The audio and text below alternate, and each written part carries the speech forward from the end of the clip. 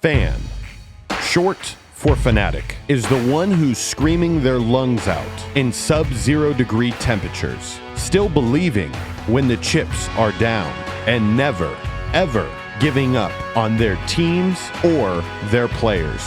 From the closest seat to the worst one, we want to meet you all. This is the American Fan. What's going on, sports fans? It's Josh Williams back again with another episode. Happy New Year. Another episode of the American Fan 365 podcast. You can tell we are in a little different surroundings in 2024. Is this a new change? I don't know. We'll see. I don't know. I don't know. How are you liking it so far, Josh? Yeah, the chair.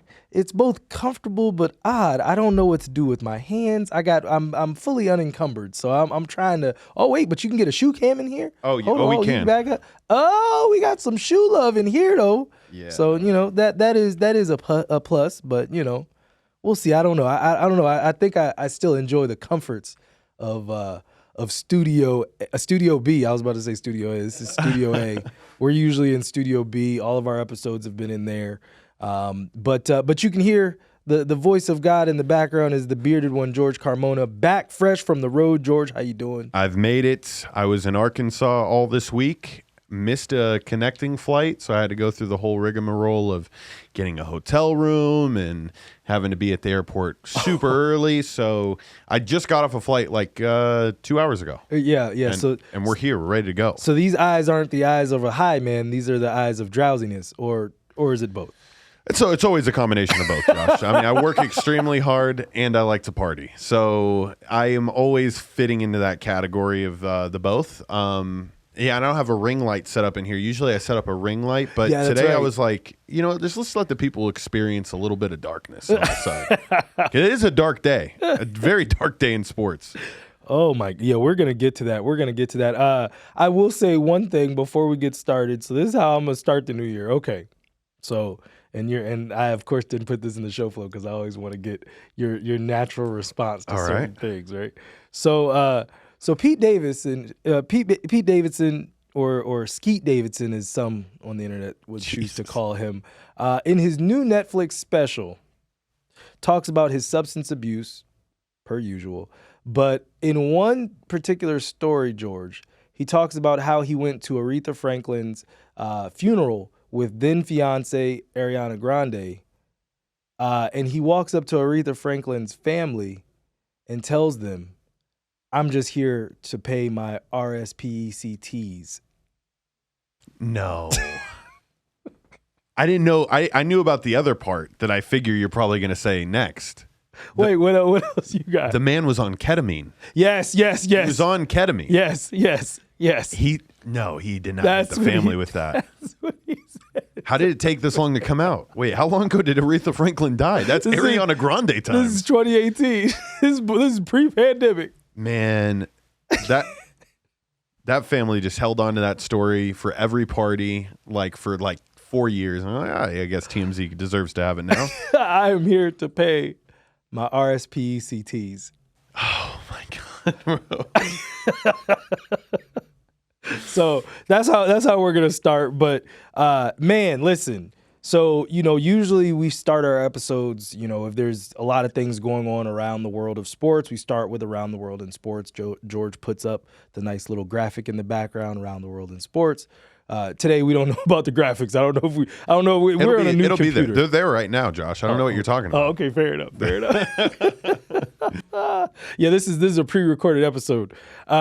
But we're going to start in the NFL because the NFL just would not let me. Every time I thought the show flow was done, George, it was like, no, you're going to have to go back in and put some more work together. Right. So, the biggest news out of the NFL in probably the last decade. Today, 4 hours ago, before filming this episode, Bill Belichick is officially stepping down as head coach of the New England Patriots after 24 years, 6 Super Bowl titles, 8 Super Bowl appearances, and that's the guy that the Patriot fans wanted out, George. I mean, it's pretty cynical, is it not? Listen, he is the author of The Patriot Way, and I'm just gonna say it with a full voice and in full confidence. The Patriots will not be back in the Super Bowl in the next decade. Really? No. So you don't think that it's going to spark? Because here's the thing: he's not a player's coach. We've known this the entire time. Yeah. And NFL's changing. So will they find somebody that's polar opposite? Or do you think Robert Kraft hires somebody that's a little, attached to the Patriot way? Similar to how the Raiders are doing it this year, right? Because and a lot of people don't think Antonio Pierce is a coach, but they're like, he's the coach for the Raiders. So can you experience something like this maybe? Do you think that'll happen? Well, okay. I'll say this. Going the polar opposite for those players in the locker room right now, sure, might look great. Everybody loves spring break till you realize you've been hungover for 4 days in a row and it's time to go home. Yeah. They'll probably have a New York Jets herpes flare up similar to what they had during Rex Ryan and Mark Sanchez as quarterback. Like that would be what I think might happen. Right. At best, that would be their best case scenario. Would be like a 3-year run of we're back to being the Patriots. The Patriots are not going like Bill Belichick built a system, built a feeling in New England alongside Tom Brady. We cannot take those two are synonymous with each other. Right. Tom's the only one that showed he could do it without him. Mm-hmm. You know what I mean? Because Bill, he never proved the same. And his coaches also didn't prove the same either. No. His entire coaching tree pretty much went on to fail. Outside of Vrabel, who we'll talk about later, he got fired, but Vrabel, I would say, was the most consistent and the best winner, I'd say. Because if you go back to like Romeo Crennel, never was decent, right? Like horrible. Ended up coming back to New England. Charlie Weiss, we talking all the way back in the beginning, like Genesis, right? Charlie Weiss, he went to Notre Dame, was solid for like a moment. And then, because I want to say Charlie Weiss was there with like Brady Quinn and all that kind of stuff. So he was solid, but did he win a national championship? Did he even appear in one? Did he like get close? No, not really. And then he was gone. Have we ever even seen or heard from Charlie Weiss again? No. No, dude. How is he not dead? Do you remember the reports coming out about him eating they would put toast at the bottom of their bacon. Like when they serve it banquet style, right? So you're talking like 50 pounds of toast. That's right. Or 50 pounds of bacon on top of toast, and he would eat the toast at the bottom with all the bacon grease. That's why I'm like, how is he not dead yet, dude? I'm gonna need somebody to actually, anybody out there, when you guys watch this, please comment below and tell us if you know why they put that toast or that bread there. I've never understood it. It's for Charlie Weiss. It was in his contract. It's Where's my toast? That toast. Not that one. I want the greasy toast. I want the toast that I can wring out the grease. Oh God, bro. It's just I can feel it on my teeth. Ugh. Oh my God. But yeah, man, I just to get before we get off the Patriots, listen, not McDaniels, excuse me. What's the coach of the Dolphins? Mike McDaniels is the coach of the Dolphins. It is McDaniels, right? Josh McDaniels was his OC. Old coach. Fired. Who also never amounted to anything. He went to Denver, was trash, came back to New England, won some more Super Bowls, then got another chance, he went to Denver twice, didn't he? No, he went back to Vegas. No, I thought he got hired by Denver, fired, left, and then went back. Did that not happen? I think it was a possibility. Is that what it was? Yes. And it was like, what are you talking about? Correct. Okay. Well, he wasn't good either way in either stop in the AFC West. But moving back to the AFC East, McDaniels, young coach. The Dolphins are ascending.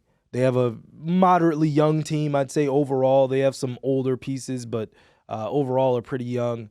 The Bills continue to be the Bills, and the Jets have gotten better. They're not, now granted, they're not a great team. They're not even a good team, but they're no longer, that division isn't what the Patriots and Belichick and Brady dealt with for 20 years. Correct. You know what I'm saying? Like that was, and that's probably, if there was ever a chink in the armor of Tom Brady, it would be that he had the easiest road division-wise throughout the entirety of his career. His 100%. Division was garbage. Guaranteed 6 wins, people. That's what it was marked down as. Guaranteed 6 every year. And at worst 5. Like, right. Like I can't remember one where they went 3-3. They'd lose sometimes on the road, and then you'd be like, "What?" Yeah. Huh? Yeah, exactly. Just same way we feel with Mahomes right now. Exactly. But that's happening too. But anyways, he got fired. Yes. And no. Belichick didn't get fired. He didn't. No. He stepped down. He stepped down. And so one of the things that actually came out, I was reading on ESPN, it was surprising that the Patriots didn't try to trade him, try to get some compensation for the greatest coach of all time, because he is the greatest coach of all time. We can't, he might not have the tree. Bill Walsh had the tree. I will say Bill Walsh probably was the greatest architect of all time, because the West Coast offense is still being used today. Yeah. Do you understand what I'm saying? That offense came out when I was a child. Like, that's before I was born, really. And it's been, now granted, it's been altered and changed and philosophies have changed, but the same plays that Jerry Rice and Steve Young and Joe Montana were running in the 80s and 90s are still being run today. Yep. That's a testimony to how innovative he was. A system. Yeah, you know what I mean? Like, Right. You really break down what an architect is, that's what it is. Andy Reid was on those staffs way back when. Yeah.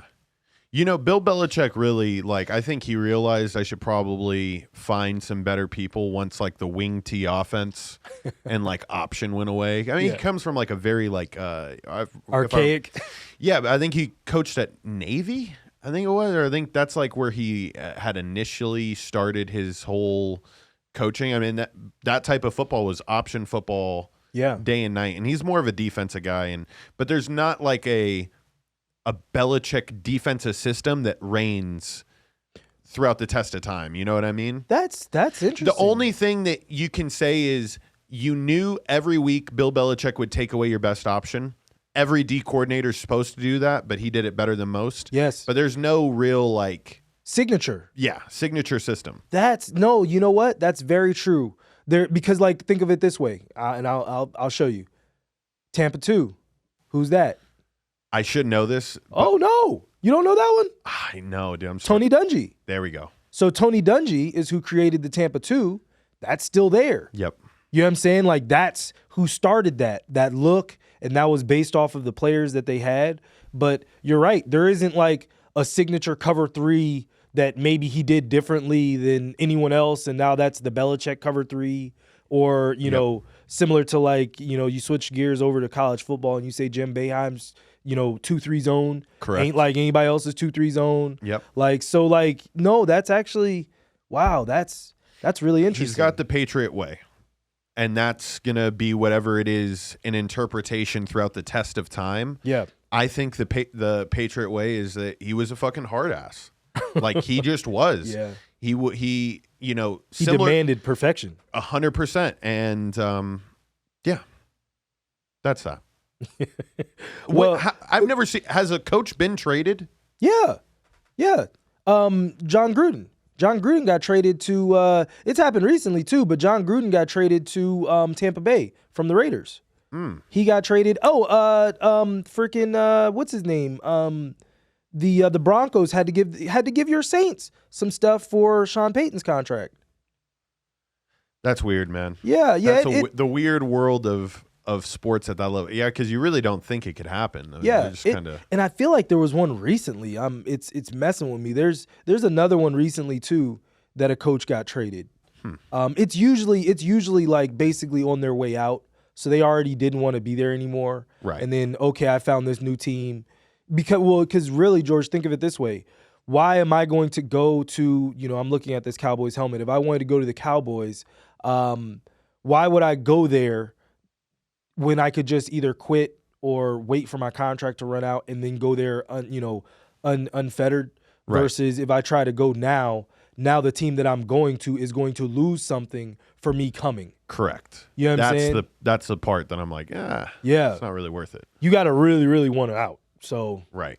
Or the other team, or the team has to really, really want you gone, and they don't want to fire you, so we'll get something for you. True. So, you know what I mean? But these coaches that we're about to mention are not a part of this illustrious group. George has some pre-stocked videos. Up first, the Atlanta Falcons and a one Mr. Arthur Smith is officially gone. Arthur Smith did not have the greatest career in Atlanta, and George's Saints officially gave him the final death blow last Sunday. Go ahead and take a look, George. You can roll the footage. Career. Oh, and Arthur Smith's hot. That Dennis Allen scored a touchdown at the end. He is hot. He said, "What are you doing?" And he's going at Dennis Allen. You can read his lips, and you know. And I think he's got it right, by the way, to do that. The Saints did not. Yeah. Oh, and Arthur Smith's hot. So, yeah. Goodbye, Arthur Smith. Arthur Smith was hot. Did he have a reason to be upset, George? Yeah, you do. You do have a reason to be upset because you know that, like, you're going to get fired. You know what I mean? Like, you can't lose to a rival by that amount of points like how it was already. But 48-17. What you saw right there at the end was a culmination of a disappointing season. That's what that entire moment was. Because here's the thing. It's not like the Saints are fucking good. Like, you just got put on by a team that, was pretty average this year. Now, George, yes, you can't say that and allow me to think I'm going to allow it to just slide through. Did I say we're not good? George, in the preseason, before the preseason, said your Saints were going to win how many games, George? I thought they were going to be a 13-4 team. That's right, 13-4. Now, granted, George was much closer in his prediction than I was with mine. Jesus H. Christ, my team was trash. Yeah. So trash. We got the 2 seed, the number 2 pick, George. Yeah, good on you guys too. By the way, it's equally as impressive to be that bad. Oh my God. We'll talk about that in a moment when we get. Do you think it was messed up? I mean, look, there's certain unwritten rules in sports. You guys were at the 1, so could you have done what you did? Of course you could. You're at the 1. You know what I mean? And it kind of depends. I'll say this. It definitely depends. Now, granted, the coach of the Saints is Dennis Allen. Dennis Allen had actually called for victory formation, so he had not called for that play to transpire. Jameis Winston put it in the end zone to get Williams his touchdown. Was it Jamal Williams' only touchdown of the year was not supposed to happen. Oh, okay. Was it for any kind of incentive or anything like that? If we gave him an incentive to score 1 touchdown, we're bad. That was not for an incentive. I think it was for more of like personal morale.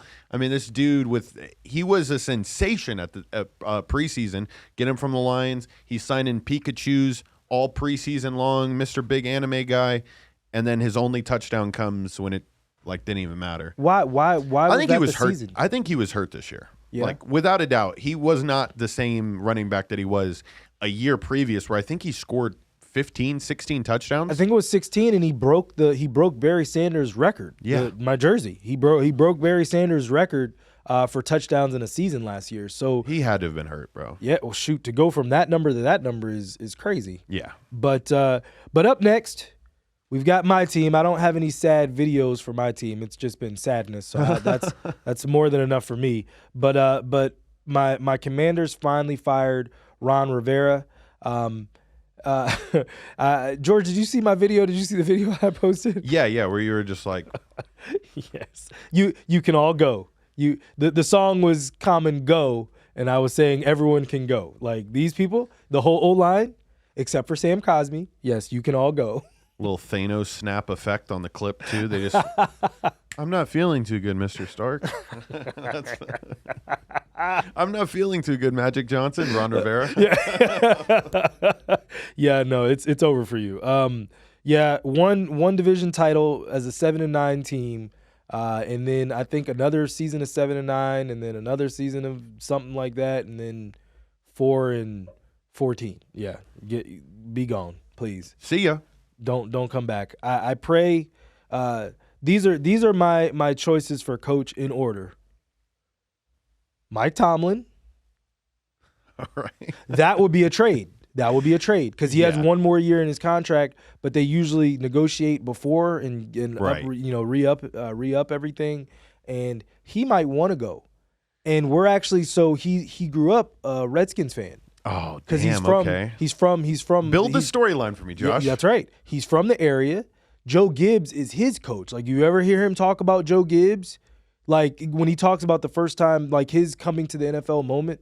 When he first started coaching, Joe Gibbs was still coaching with the Redskins, and we had to play the Steelers that year. And he was talking about how emotional it was for him to even play the Redskins with Joe Gibbs on the sideline, comes back out of retirement, the whole deal. Like, he was like, I didn't even know how to respond. So I think him coming, bro, listen, Mike Tomlin, for as much as everyone gives him crap, they still got to 10-7. With Mason Rudolph at quarterback. Yeah. This is the second time he's done that, George. He's done it with Mason Rudolph twice now. It's a revolving door, bro. Bro. So I do like that. So now just see if we can get boots on the ground to see if we get Tomlin looking for real estate out there in the D.C. area. And, that's how we knew LeBron was going to the Lakers. You had been here. LeBron just bought a mansion out in Los Angeles. And you were like, what? Yeah, why? Oh, he's just, he's just Space Jam 2 and, Right. Okay. We'll see. But yeah, so that's option one. Option two is Eric Bieniemy. I'd love to see him actually get a full shot, especially I didn't even put this in the show flow, but Wink Martindale he stepped down as DC. And that would be like the perfect quintessential coordinator for like Eric Bieniemy is like an old established DC that is 100% great at his job and is in no way looking to become a head coach. Right. Because like if Eric Bieniemy gets hired and then he hires some like upstart DC and we look functional again, he's gone. And you're looking like the Eagles. Right. We talked about it in the preseason. How are the Eagles going to look with losing their entire coaching staff outside of Sirianni? Well, we see how did that play out? You know what I'm saying? Like, that stuff matters. And so like that would be the perfect marriage, I feel like, if it was like Eric Bieniemy got his shot, he gets an established, like, hard-nosed, very good, very in line with what the messaging is, defensive coordinator, I think we'd be fine. You know what I mean? Right. I would not want to see like, oh yeah, he's great in college, and then he comes and does it in the NFL. That fool is out. If we hit 10 wins, he gone. Right. He's not coming back for year two. But that would be the second option. I guess the third option would be either Ben Johnson from the Lions or whoever the offensive coordinator is from the Dolphins. I don't want Raheem Morris. I don't want him. Ben Flores wouldn't be bad. That would be another solid option. But I don't want like one of these old dudes, or I don't want, a coordinator that hasn't won. Like Eric Bieniemy's won Super Bowls. Why are you going to hire somebody that had a good year? Right. I think out of all the teams, that's announced probably the earliest. Like, I think the Commanders will make, if it is the way we thought it would, Bieniemy will be the coach next week. Why wait? You know what I mean? Like, why? They're saying that we're not. They're saying that it's gonna be a quick process. So they'll be the first team to find the coach. We're supposed to sign the assistant GM from the 49ers. So if that happens in the next couple of days, I think the wheels will be in motion pretty quickly. Makes sense. So that would be good. Up next, the Titans, talking about Bill Belichick. The Titans fired Mike Vrabel.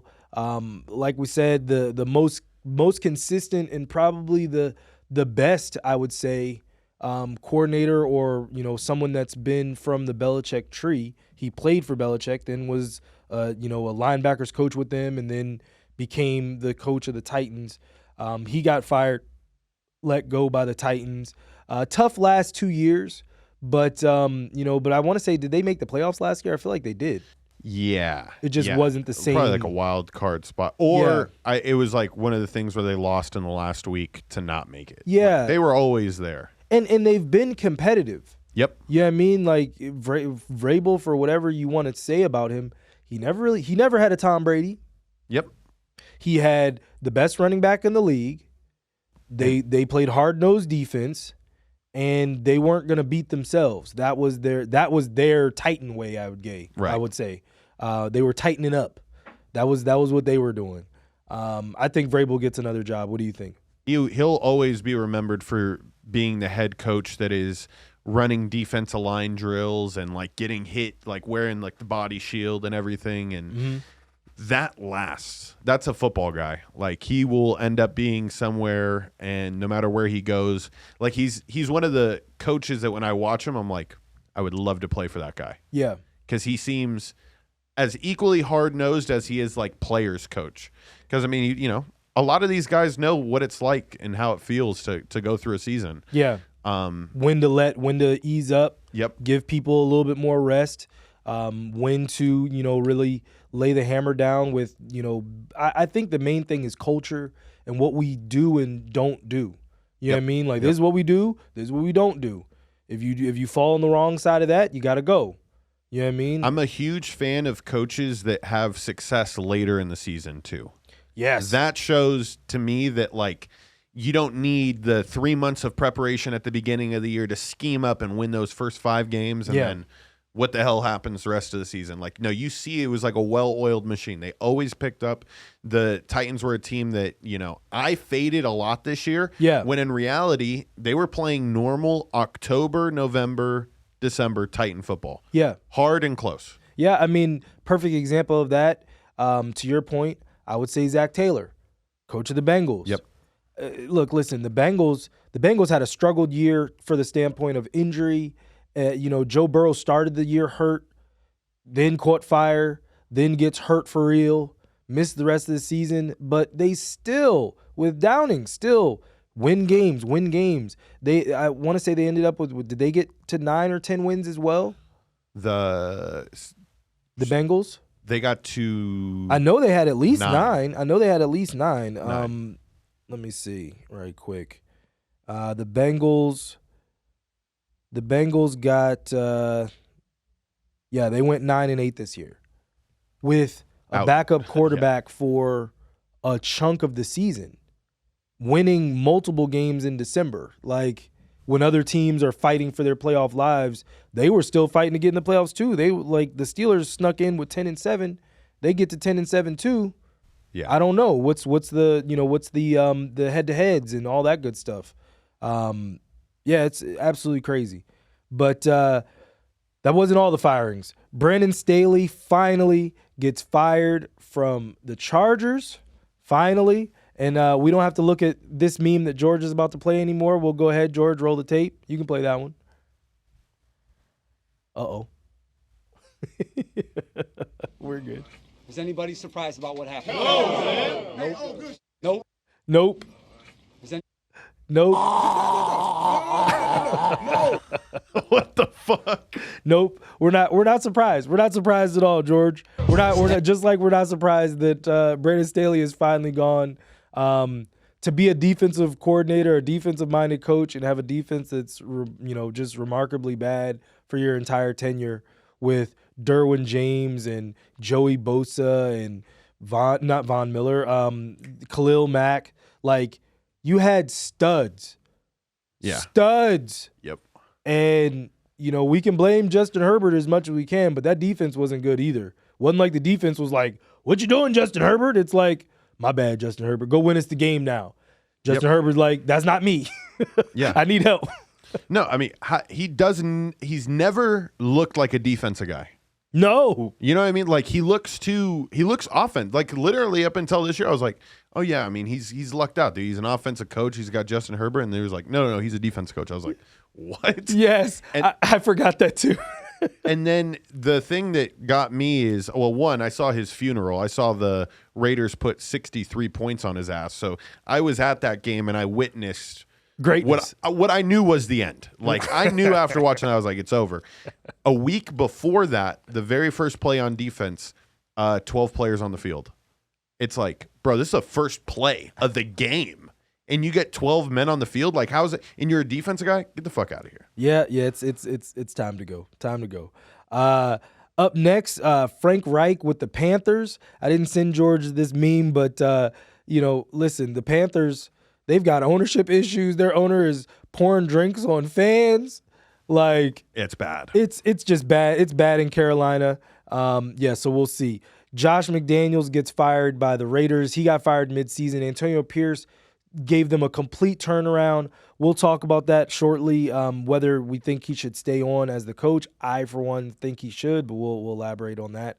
But that wasn't it. And like I said, the NFL wouldn't allow me to – they kept changing the storyline literally as we were starting to prepare for the show. Pete Carroll officially stepping down, but he's staying on as in an advisory role with the Seahawks. And, look, listen, Pete Carroll had a great run, 2 Super Bowls, 1 Super Bowl title. Should have been 2. We ain't going to get into that. But, great career, especially after he struggled with the Bills. You know what I mean? Struggled with the Bills, struggled with the Jets, goes to USC, gets his swagger as an old man, really, comes back to the NFL, and has a great run as a coach with the Seahawks. One of my favorite moments, George is about to put up on the screen, but this is probably one of my favorite Pete Carroll moments. I would take my shirt off, too. What's up, man? How you doing? You all right? You don't have to listen to hear me. Hey, yo, Pete, what we doing? Hey, make sure you get that on film now. Make sure you get that on film. And then the good dap. That was a good dap. You could hear it. Like, you could hear the dap. That was a good dap. Pete Carroll, when he first met DK Metcalf in the interview process for the NFL draft, DK, which I still find interesting, was walking into interviews with his shirt off, which was like, I mean, is this slavery? Anyway, we're gonna move along. We're gonna move it along. But Pete Carroll, he at least one-upped him and broke out the wrinkled man pecs that are Pete Carroll. So I'm worth a lot less than you are. Get out there, boy, and play. Anyway, we're gonna move it along. Moving on. I've got some more racism later on in the show. But George, so just quickly, what do you feel is the best opening? The Patriots, Seahawks, Commanders, Chargers, Titans, Panthers, Raiders, or Falcons? What do you think?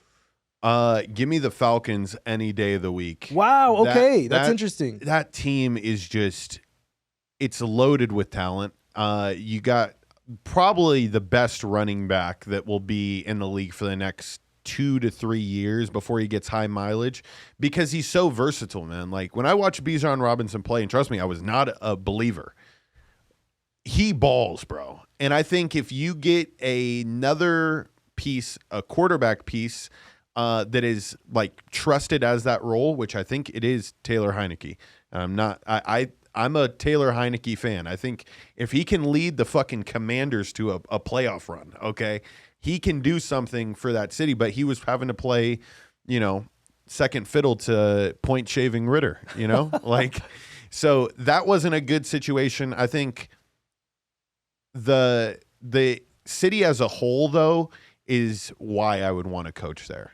Like, because I think if you perform well in Atlanta, I think it's just like performing well in Los Angeles, performing well in New York. Like, it has the ability to make a city pop. And so I would feel that is the place I want to be. Yeah. And I know it's just the 2 pieces, and I'm not necessarily looking into their defense and everything, but I'm a color guy too. Like, they got the best colors of any of them. Yeah, dude. Red, black, white. Come on. That's fair. Then you get the fucking swag you get is immaculate. That's fair. Give me them. What do you think the best slot is? Well, I let you cook as long as I could. Lord have mercy. So first, as the man that took Bijan Robinson with the number 1 pick, not number 1, but my first round pick in the fantasy draft. Shout out to I won't win for real, JC. The sports influencer for winning the inaugural TAF 365 Fantasy Football League. Congrats, I guess. guess. He will get his Andre Johnson jersey autographed. He wanted a Texan autographed jersey. So I'm like, all right, cool. I guess that's Andre Johnson. That's all you got. Yeah. Maybe Nuke, maybe, but Andre Johnson, that's better. He's going in the Hall of Fame. Vince Wilfork? J.J. Watt. Oh, yeah, that's true. JJ actually could work too. That's actually not bad. That's actually not bad as well. Yeah, Bijan Robinson did not look good this year. But could he look better under a better coaching regime? Very well could. Also, Taylor Heineke, yeah, that's nonsense. But I will say, to your point, Atlanta has go Bolts according to Austin. Atlanta has the best. They do have the best color scheme of any of the teams, and that fan base. I will tell you, I went to a game. I've been to a couple of Falcons games in Atlanta. That fan base is very. They support their team, and if they get another exciting quarterback there that can unload the box, so then you can't stack the box versus Bijan Robinson. Yeah. And if you could actually ever make Kyle Pitts look like an X factor. Yeah. He's supposedly great, and every year we wait, and it's like, when you gonna turn on this 4-3 speed tight end? Yeah. It's just not gonna happen. All right, we'll see. So what happened? This went away this year. Tight ends lining up at wide out, flexed and out, running a fade route. flexed. Went away this year, like entirely. Like you never saw this, but for a while there, you saw Gronk go out. You saw Travis Kelce go out. For the Saints, we had Jimmy Graham for a while there. That was our jump ball specialist. Went away. Huh. Is he not possible? Is he not capable of? Because mossing he's 6'5", I feel like. Yeah, I mean these DBs are athletic, but I think if you put them in a one-on-one situation out there wide, trouble. and it's exciting. You score touchdowns on this place, and the city will get behind you. There it is. For me, okay. Ooh. First off, I think Antonio Pierce deserves the job with the Raiders, so that takes Vegas out. Agreed. And Vegas doesn't tend to spend money because we have the brokest billionaire owner that there is in the league. So all the money's going to the Aces. Back to back, baby. 3 times. We're going for a 3-peat. We can talk about that later. So we talked about this on Veterans Minimum on Monday, and Nick also said the Falcons.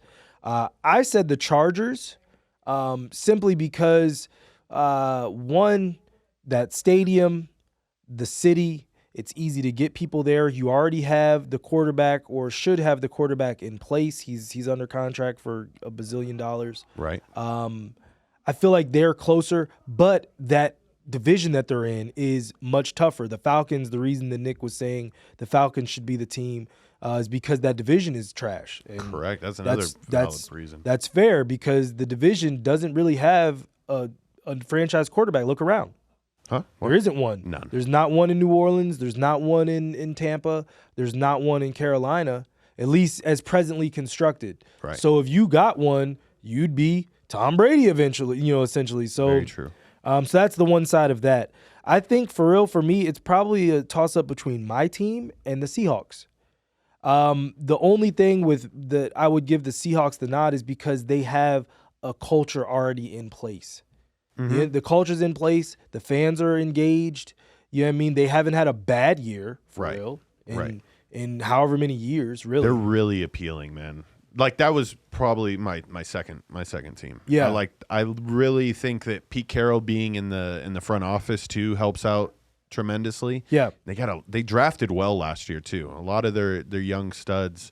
I think Zach Charbonnet is gonna pop off again this year, and then the running back they had the year before also performed well, but this year he had a little bit of a down year. I'm forgetting his name right now. Walker. Kenneth Walker. But he's like 6'2", like runs very similar to me. He's like a faster Derrick Henry. Yeah. Very, very powerful runner. But yeah, it's a toss up between those two for me. Nice. My team has like $90 million in cap space. We got the number 2 pick. Gonna have a new GM. We have a new way of doing things. So, but the biggest issue a lot of times with my team is my fan base is very cynical, and my fan base is very much, not interested. So it's really going to be a process of getting it back. You got to stack some wins, man. Yeah, it's not going to be, we got so-and-so in. because we've seen this movie before. We've seen this movie countless times before. So, you know what I mean? So the Seahawks, I would probably give the nod because they are still here. Yep. They still can taste the champagne from their Super Bowl run. Mm-hmm. You know what I mean? Mine, shoot, people have died since my team has been there. Yeah. Isn't it amazing, Josh, the way that at the beginning of the season, when all these storylines are perfectly mapped and laid out, you completely forget about which NFL teams have that established culture. Yeah. Like because I'm sitting back, the entire football season flies by, and I'm like, it's still the same as it was last year. And like, how did I miss this basic fundamental idea that a culture drives winning, and it's like a certain amount. You know that with the Steelers, it's got the culture that they will be above 500. No matter how shitty of an outlook it looks, that is what they're established at. Yep. And yeah, you're right. He's getting 9 wins. Like, I don't care what happens. Right. I don't care what the season looks like. He gonna get to 9. And with the Commanders, it's like you said, they've established the culture of below 500. I think you can pretty much just decipher it by, are you a 500 team, below, above, and then elite? Yeah. And I think the Commanders, have at least 3 to 5 years of trying to get back to the above 500. Yeah, like consistent, where it's like, yeah. Okay, we're a decent team. Yep. You don't want to play us. It's not that you don't want to play us, but we don't put fear in you, but you have to respect us. Like, at this point, we're not respected. So getting a coach, like, that's why I'm like, shoot, Tomlin come? Yeah. And you have an ownership that wants to spend money? And you have a fan base that if Tomlin came, I think that would be the push to give us what we really need. Granted, I still think people would be hesitant because then, he doesn't win a whole lot. And I'm like, bro, listen, they have had nothing to work with, and he still gets to 10. See, but that's the culture right there. That's the fans saying, well, we're not winners anyways. Yeah. You know what I mean? So, like, you have to – it's such a – it sucks. Yeah, it's a tough wall to break through, but I promise you, going into this upcoming season, I'm not going to miss the culture boat on this. I think I'm going to do a real analysis of, your history, and there's very few anomalies. Yeah. Like, I'm trying to think of an anomaly this year, and I can't necessarily think. I think maybe the Dolphins outperformed what we thought the Dolphins would be. The Dolphins, the Texans. Correct. That's the list. Yeah. 2 teams. So you got to think, you can be pretty much like, just try to find the 1 to 2 anomalies, and that's it, dude. Yeah. Hold on. I'm going to pull up the playoffs. Let me see. So this year, the Browns would be another one. Right.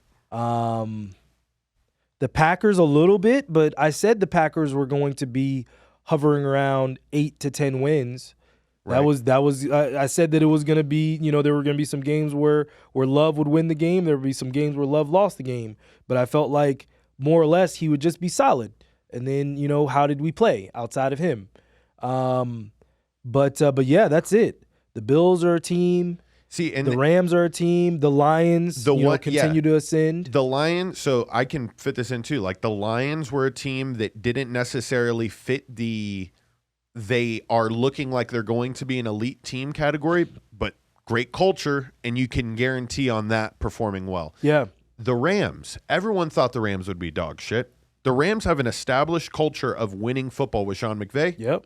10 wins. So there's a whole bunch of this back-end analysis that I did last year that I'm like, I will never overlook the whole culture play. Yeah. I think the only thing that you can't quantify is a new coach. Mm-hmm. You know what I mean? Because we don't know. I don't know what I don't know. Right. You know what I mean? And that's DeMeco We're gonna Ryans. get a lot of them. That's DeMeco Ryans in Houston. That's the only one. That's the only one that's a new coach. Yeah. Everyone else is a coach that's been there. Yep. You know what I mean? So yeah. Looking at it, every coach is an established coach. Sirianni, what's his name? Todd Bowles has been there in Tampa. That's crazy. Todd Bowles didn't get fired and got him back to the playoffs. Can't fire him now. Nuts, right? But hey, that also good culture. Culture in Tampa. coming from Bruce Arians. The Rams, like you said, the Lions, been there. Cowboys has had their coach. Packers have had their coach. Bills have had their coach. Steelers, Chiefs, obviously. Dolphins, Texans. Texans, that's the only team with a new coach. Nuts. Yeah. So, yep, to your point. Stuff to remember for next year's over and unders on season totals, people. There you go. Bet on coaching. Yes. Bet on coaching. I just want to briefly go over the crazy storylines for this year's playoffs. So first off, we just talked about the Packers. The Packers go to Dallas to face their old coach and Mike McCarthy. George, if the Packers beat the Dolphins, if the Packers beat the Cowboys, AT&T Stadium will burn. Oh. Yeah, it'll be. It will burn. If Jordan Love is throwing up the hearts, if he's doing this and they beat the Cowboys, AT&T will burn. Like Texas, the Dallas will be on fire Sunday evening. I assure you. Fireable offense? Oh, If McCarthy loses? he should. He definitely should. He should have been fired last year. But I don't know. Jerry has actually, in his old age, has actually been far more patient. Right. Because think about how many chances Jason Garrett got. We were saying Jason Garrett should be fired for like 4 or 5 years. Correct. And he didn't get fired. So I don't know. Look at it this way. Dan Quinn has been getting offers to be a head coach again. He's already been interviewed. So it's I like that fit, by the way. I don't know. He did decent in Atlanta. He had the Super Bowl run, and then when they lost that 28-point lead, he never looked the same. That's true. That was the end of his guru. I low-key look like Dan Quinn right now, sitting in the box with a backwards hat. Yes, you do. Yes, you do. The Chiefs host their old cheetah friend Tyreek Hill and the Miami Dolphins after the Dolphins took a bit of a dive. Sorry. Towards the end of their season and end up not winning the division. They end up going down as I think they're the 6th seed. And so, yeah, it's interesting. That'll be interesting. It's the Ice Bowl, dude. It's going to be negative 12 degrees. In KC? In KC for this game this weekend. Whoa. Negative 12. Whoa. Okay. That's Tyreek Hill, it doesn't matter how fast you run. You can't warm yourself up in that heat. Well, it could be a running game. Could be a little bit more running. Yeah. And that actually quietly leads back to the Dolphins. Yeah. So I don't know. That's some inside information. I didn't realize it was going to be that cold. Yeah, it's going to be ice. I mean, what did they call that? The Ice Bowl back in the day? Yeah, that was the who played in that game, George? Cowboys, Packers. Yes, George. Of course. Good job. I was surprised. You surprise me every now and again. What was the thing I missed earlier? There was a fucking layup. Tampa 2, George. Tampa 2. Tony Dungy. Tampa 2. Middle linebacker drops into like a deep third. But it's not a third. It's not a cover 3. It's a Tampa 2. That's right. There it is. Fuck. I missed that. I don't know. Matthew Stafford and the Rams return. They go into Detroit. Matthew Stafford's first game back in Detroit since leaving to go win a title with the Rams. That's going to be fireworks. Man, I pray the Lions win. Same, man. I don't want the Rams to win, but Lord, I don't know. I'll leave that money in my pocket because I don't trust nothing in that game. Well, it's bad for me. I definitely am on the Lions side monetarily, and it sucks when the game that you need to win is the most talked about game of the weekend. Like, yeah, you're like, damn, bro. Like, hey, listen, it's not that important, Like, McCarthy could be fired. Yeah. Let's stop talking about us potentially losing to the Rams. What's your most exciting matchup from the weekend's games?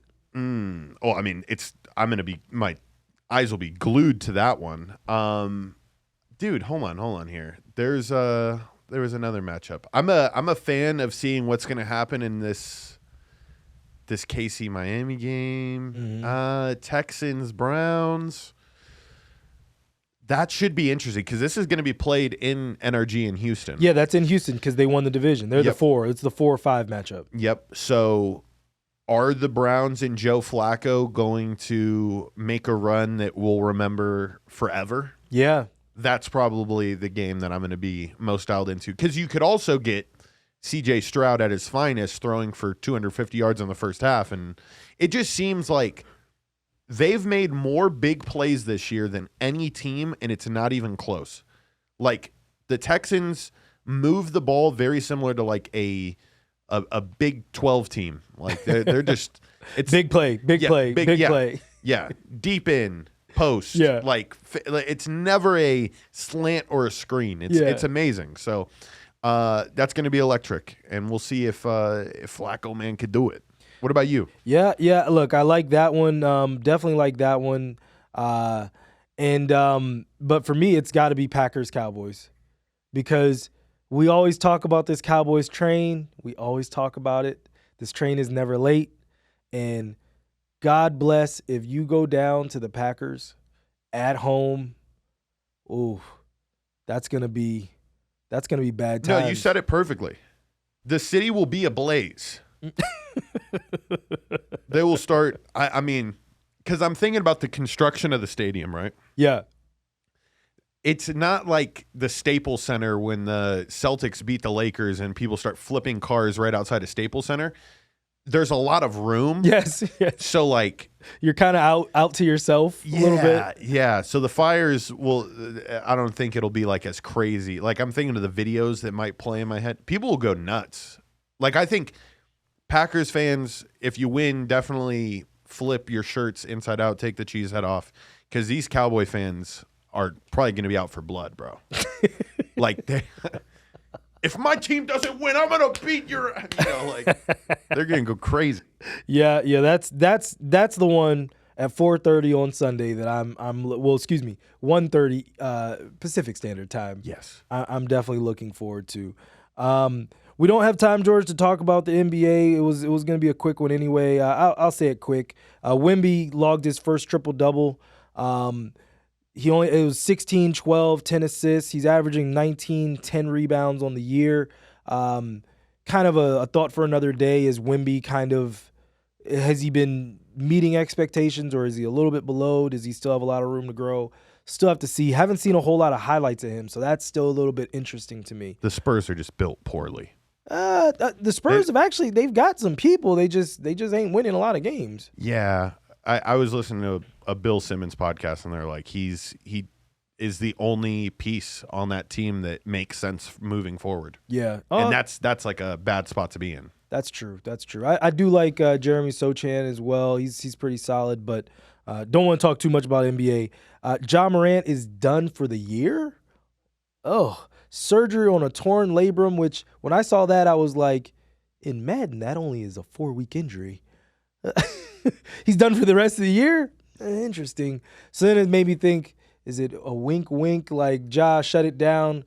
We saw that when you came back, we immediately ascended back towards the top of the league, and we're trying to get another good draft pick to help you and give you another player.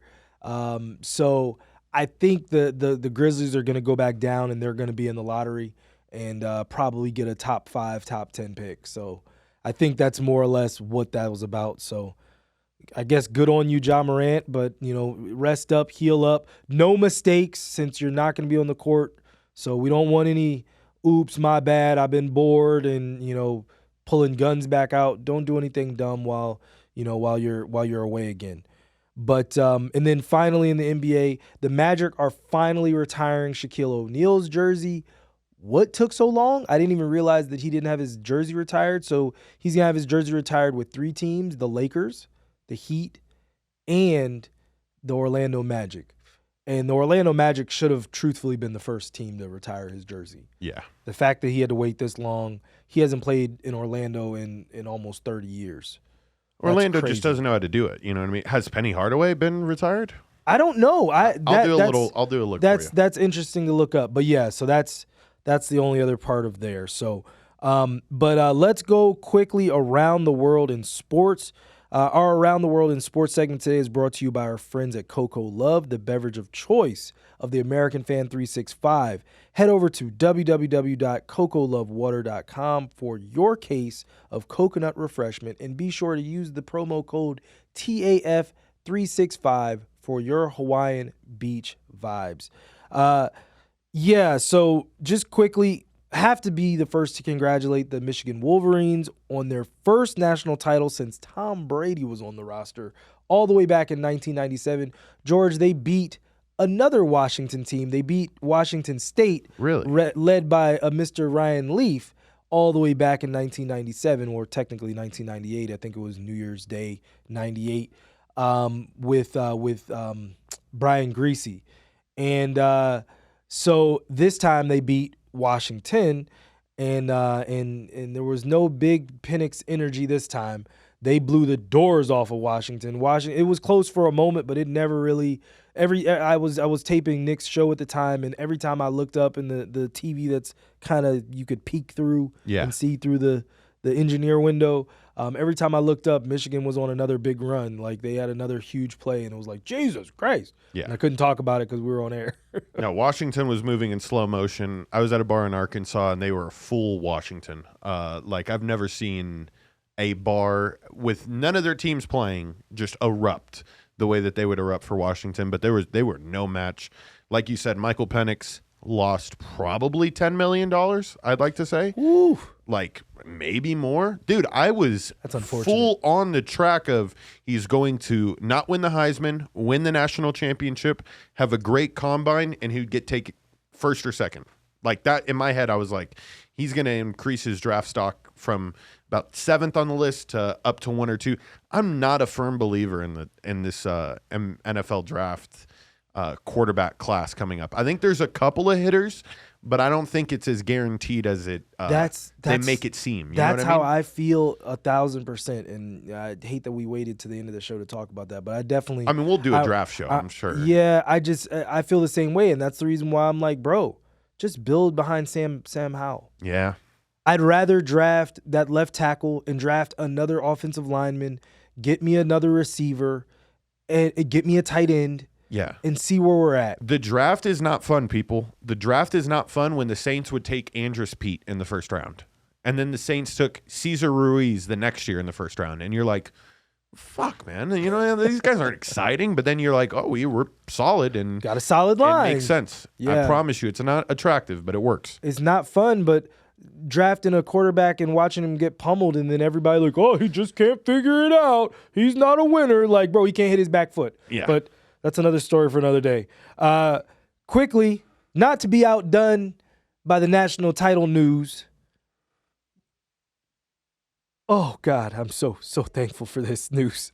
Nick Saban is finally retiring from coaching, George. And, man, the portal immediately opened up. The recruits immediately started falling off. Bama might finally be dead. And I think the rest of college football, we all rejoice in that fact. I mean, it's going to be weird seeing Alabama with an 8-4 record, isn't it? It's gonna like literally look like you got 666 just stapled everywhere in your room. Just like 8-4 Alabama. What? That's what it's gonna be, though. Man, oh man. Let's see. I've only got one other thing to say today, and this is funny. So shortly after the Crimson Tide lost their college football playoff semifinal versus Michigan, who went on to win the title, Seth McLaughlin, the center from the Crimson Tide, who had numerous bad snaps during the game, during the semifinal game. He hopped into the portal. Now, George, he didn't hop into the portal because Nick Saban, cursed him out on the sideline, and maybe he even knew that Nick Saban was retiring. That's a little bit interesting now when you look at it. But it was, George, it was because simply because the Tiki Torch Whites showed up at his mama's house. Like, there's no other way to look at it. Oh my gosh. There's no other way to look at it. Yeah, no. Poor guy. Let's just take a look at how bad he played.